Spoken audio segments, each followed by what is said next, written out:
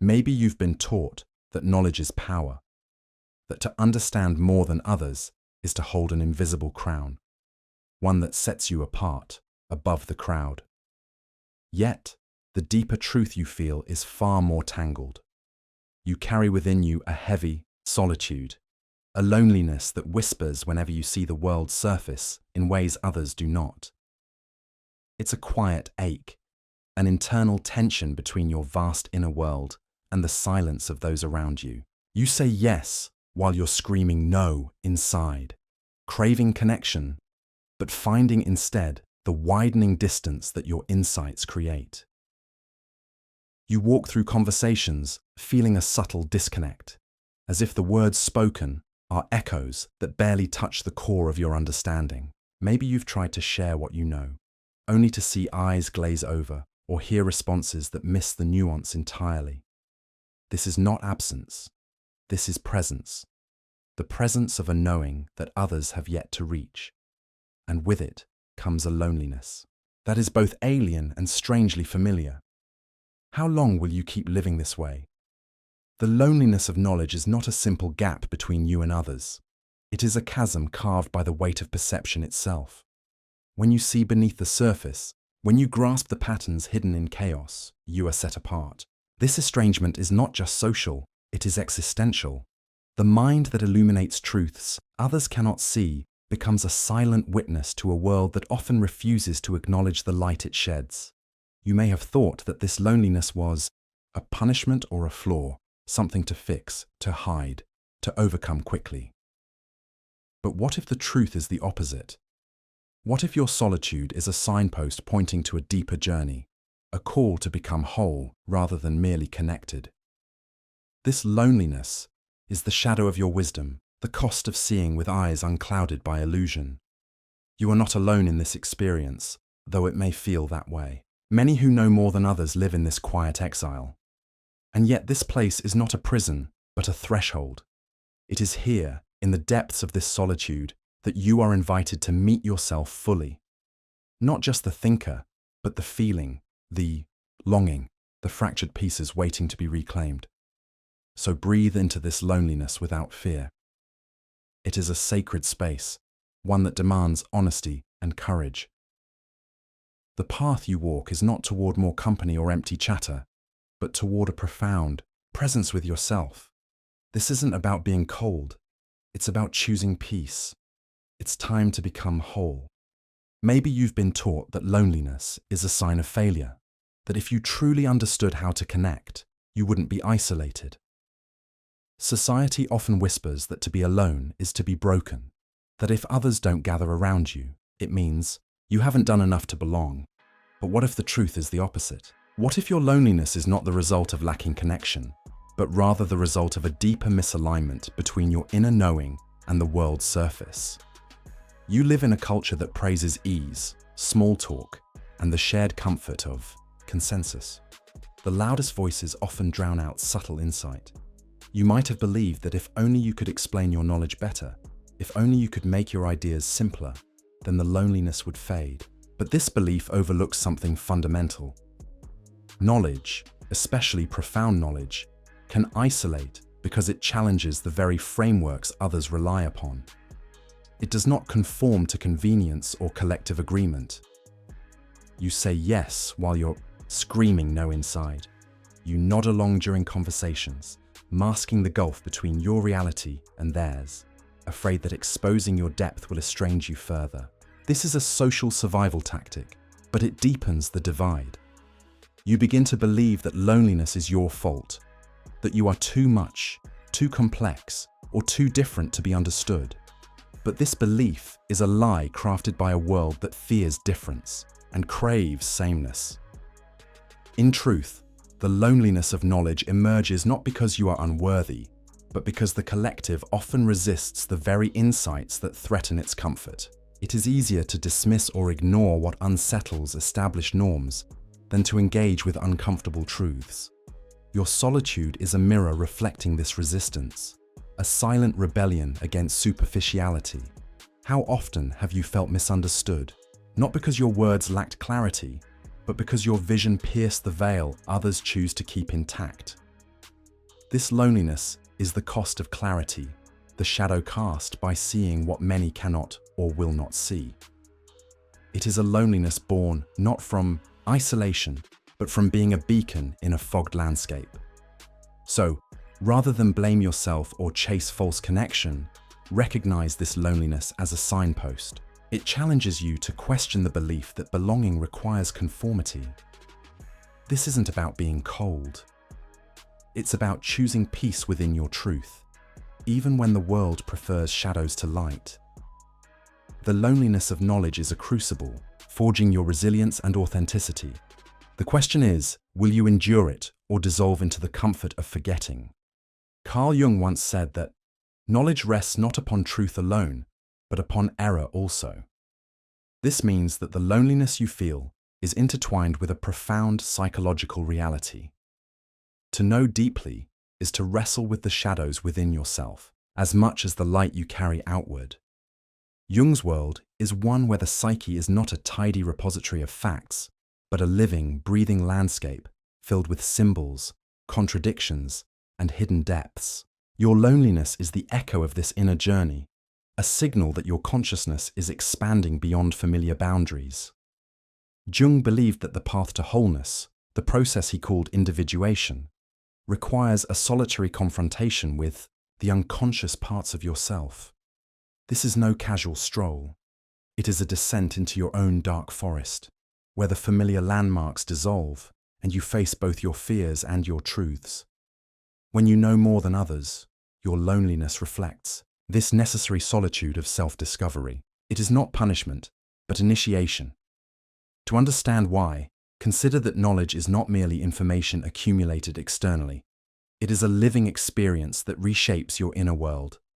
Jung taught that the psyche is made of opposites in tension, light and shadow, conscious and unconscious, self and other. Your loneliness arises because your consciousness is navigating these tensions alone, encountering depths that others have not yet dared to explore. You are both the seeker and the solitary. Witness. This inner solitude is not a void, but a sacred space where transformation begins. It is where you meet the self in its fullest complexity, neither idealized nor diminished. The loneliness of knowledge, in Jung's view, is the necessary shadow of becoming whole. It is the price of breaking free from collective illusions to see the world and yourself with fresh eyes. How often have you felt that your knowledge isolates you because it forces you to confront uncomfortable truths that others avoid? This is the crucible Jung described. The loneliness is a sign that you are not simply absorbing facts, but integrating parts of your psyche that demand your attention and care. This isn't about being cold or detached.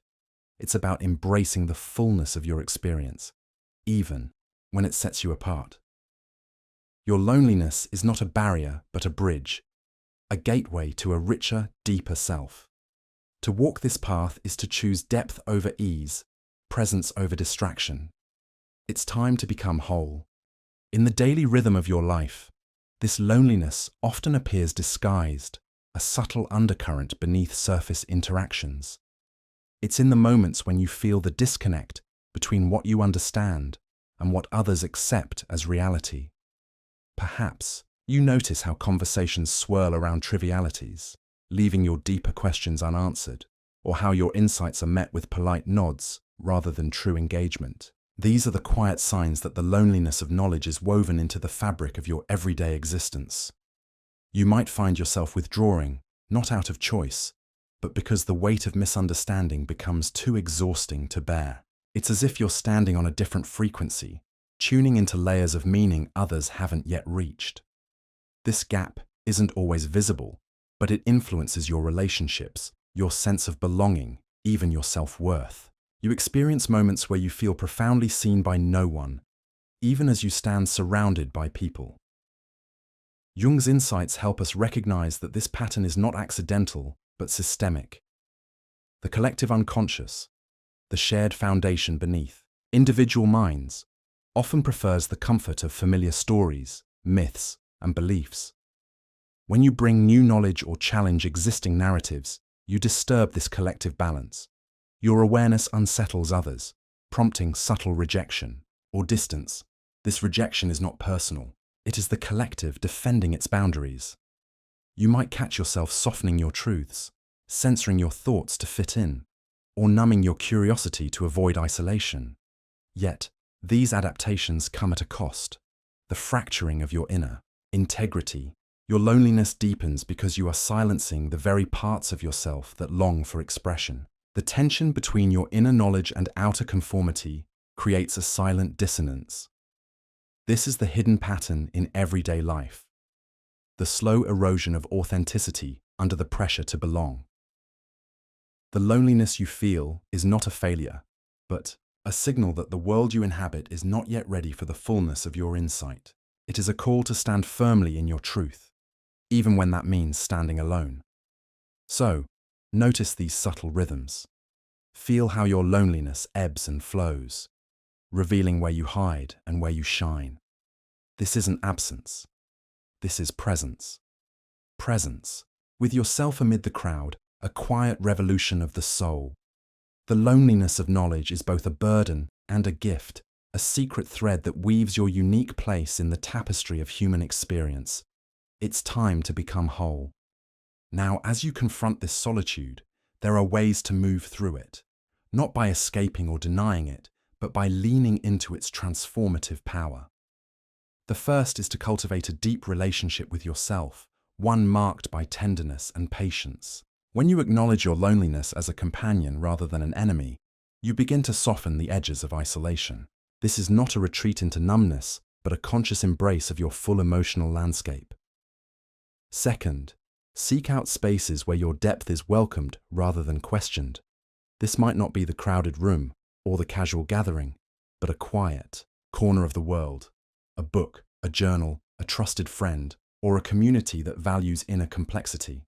Here, your knowledge becomes a bridge, not a barrier. You learn that connection does not require diluting your insight, but finding resonance with those who honor your truth. Third, practice expressing your inner world with clarity and vulnerability. The loneliness of knowledge often stems from the gap between what you perceive and what you share. When you allow yourself to speak from the heart, even when words falter, you invite others into your reality. This is not about convincing or proving, but about authentic presence, a gift that can soften the distance. Finally, embrace the paradox that your loneliness is both a wound and a wellspring. It is a space where you meet your shadows and your light, where the fractured parts of yourself begin to sing in harmony. This requires courage, an honest reckoning with what it means to know deeply and to be different. But in this reckoning, you find the roots of resilience and the seed of belonging that transcends superficial connection. These strategies are not quick fixes or platitudes. They demand that you stay awake in the silence, honor your inner truth, and resist the urge to conform for the sake of comfort. This isn't about being cold or distant. It's about choosing peace, peace that arises from knowing yourself fully, even when the world feels distant. Through this journey, you cultivate a presence that is magnetic, not because it demands attention, but because it is grounded in authenticity. The loneliness of knowledge becomes a sacred threshold, a place where your true self begins to emerge. It's time to become whole. As you navigate this path, be wary of the false comforts that masquerade as growth, but only deepen the loneliness you seek to escape. The world often offers imitations, performative wisdom, superficial enlightenment, or hollow confidence that mask the real work of transformation. You might find yourself caught in the trap of appearing knowledgeable to gain approval, but this is not true connection. It is a fragile performance that isolates you further beneath its polished surface. These false imitations promise belonging without the cost of vulnerability. They teach you to hide the parts of yourself that feel different or misunderstood, to mimic the language and behaviors that are socially rewarded. But this is a brittle refuge. The loneliness born from pretending to be what you are not is heavier and more profound than the loneliness of honest solitude. True growth does not come from wearing a mask, but from removing it piece by piece. It requires you to face the discomfort of being seen as you are, not as the ideal or the intellectual icon you might wish to present. Jung's teaching warns against the dangers of the persona, the social mask that protects, but also imprisons.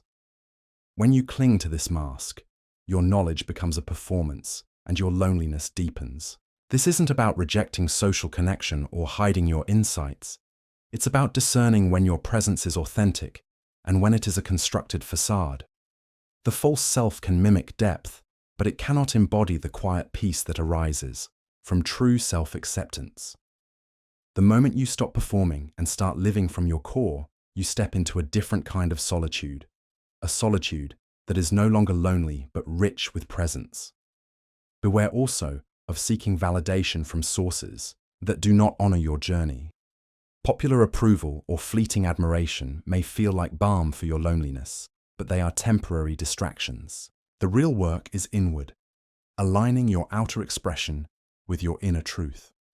Only then does the loneliness begin to dissolve, replaced by a profound sense of belonging within yourself. So hold fast to the courage to be genuine. This isn't about being cold or distant. It's about choosing peace through honesty.